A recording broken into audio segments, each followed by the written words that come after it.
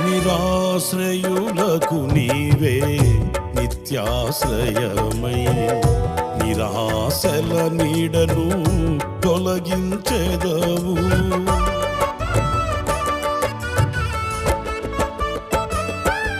నిరాశ్రయులకు నీవే నిత్యాశ్రయమై నిరాశల నీడను తొలగించెదవు. విస్తారమైన నీ కృపతో నింపి నిస్సారమైన బ్రతుకును మార్చెదవు.